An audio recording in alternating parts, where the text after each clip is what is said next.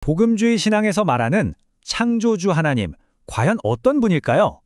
오늘은 바로 이 신앙의 가장 근본적인 질문, 그 기초를 한번 제대로 파헤쳐 보려고 합니다. 자, 창조주 하나님은 누구신가? 이 질문, 사실 우주는 어떻게 시작됐을까? 나는 왜 여기에 존재할까? 같은 아주 근본적인 질문이잖아요. 이게 그냥 신학적인 궁금증을 넘어서 사실 우리 각자의 세계관을 만드는 아주 중요한 뿌리가 되거든요. 그럼 복음주의는 이 질문에 어떻게 답하는지 한번 들어가 보죠. 그 질문에 답하려면 먼저 우리가 어떤 렌즈로 이걸 볼 건지 알아야겠죠. 바로 복음주의라는 렌즈인데요. 이게 우리의 출발점이 될 겁니다. 네, 복음주의는 기본적으로 성경을 하나님의 말씀으로 믿고 또 예수 그리스도를 통한 구원을 신앙의 가장 중심에 두는 기독교 전통이에요. 자, 이게 무슨 뜻이냐면요. 창조에 대한 이야기도 결국 성경, 특히 창세기에서부터 시작한다는 거고요. 더 나아가서 이 모든 창조 이야기가 결국에는 구원자이신 예수 그리스도하고 연결된다는 아주 중요한 전제를 깔고 가는 겁니다. 그래서 복음주의에서는 이 창조를 그냥 어떤 신화나 상징적인 이야기로 보지 않아요. 그게 아니라 하나님께서 분명한 의지를 가지고 시작하신 실제 역사적인 사건으로 보는 거죠. 말 그대로 모든 것의 진짜 시작점이었다. 이렇게 이해하는 겁니다. 자, 그럼 구체적으로 창조가 어떻게 그리고 왜 일어났을까요? 여기서 복음주의는 딱 세 가지 핵심을 짚습니다. 첫째, 창조는 아무것도 없는 상태, 무에서 시작됐다는 거예요. 이걸 신학 용어로는 엑스 니힐로라고 부르죠. 둘째, 무슨 물리적인 힘이 쾅 하고 터진 게 아니라 하나님의 말씀의 능력으로 창조됐다는 겁니다. 그리고 마지막으로 가장 중요한 질문이죠. 왜?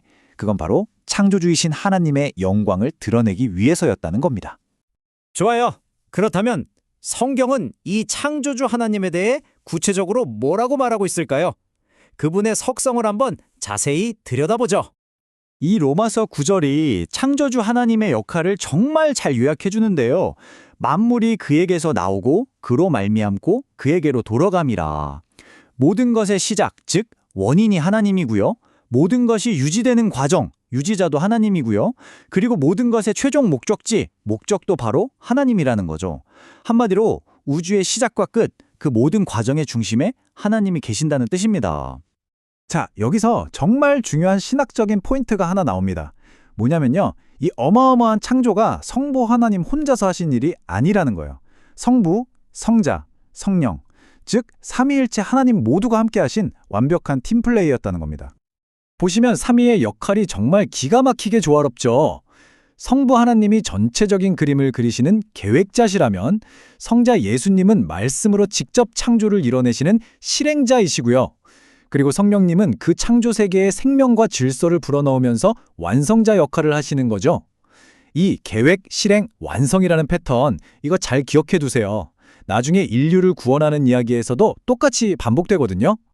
자, 그럼 누가 창조했고 어떻게 창조했는지 알았으니까 이제 가장 근본적인 질문으로 가볼까요? 바로 왜입니다. 도대체 왜 이 세상을 만드셨을까요? 창조의 목적, 복음주의에서는 크게 두 가지를 이야기합니다. 첫 번째는 하나님의 영광이에요. 이 세상이 마치 어떤 위대한 예술가의 작품을 보면 그 작가가 느껴지듯이 창조주 하나님의 위대함과 능력을 고스란히 보여주는 전시회 같은 거죠. 그리고 두 번째는 하나님의 사랑입니다. 삼위일체 하나님 안에 이미 완벽하게 존재하던 그 사랑이 너무나 충만해서 밖으로 흘러넘친 결과물이 바로 이 창조 세계라는 거예요. 영광과 사랑, 이 두 가지가 창조의 핵심적인 이유라고 할 수 있겠습니다. 자, 그럼 이 거대하고 아름다운 설계도 안에서 우리 인간, 인류는 과연 어떤 존재일까요? 성경을 보면요. 우리 인간은 다른 피조물과는 다르게 하나님의 형상, 라틴어로는 이마고 데이로 창조된 아주 특별한 존재라고 이야기해요. 이게 무슨 뜻이냐면 우리가 이 땅에서 창조주를 대신해서 창조 세계를 잘 돌보는 청지기 역할을 받았다는 거고요. 또 우리의 진짜 가치와 존재 이유는 독립적으로 사는 데 있는 게 아니라 창조주이신 하나님과의 깊은 관계 안에서만 발견될 수 있다는 걸 의미합니다. 그런데 이 완벽했던 관계가 죄 때문에 깨져버리고 말죠. 하나님과의 연결고리가 끊어지면서 모든 게 삐걱거리기 시작한 거예요.